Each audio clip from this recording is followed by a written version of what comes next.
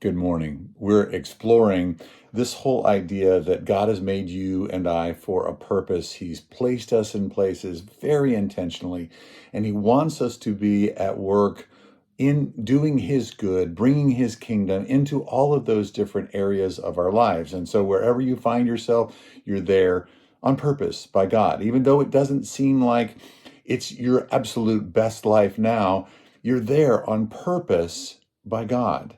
And we talked about last Sunday this idea that there are big opportunities and little opportunities, and the little opportunities are all part of you walking into big opportunities, but we'll call those big O's and little O's, or big O's and small O's, that the small O's vastly outnumber the big O's because there's a plethora of things that God is doing. God is already at work in your life today.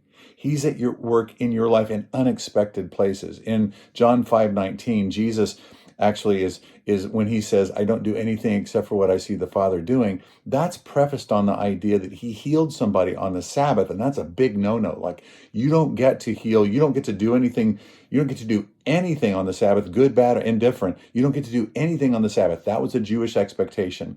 And Jesus comes in, he heals a guy on the Sabbath, and then Jesus says, my Father is working to this very day, right now. My Father is working on the Sabbath.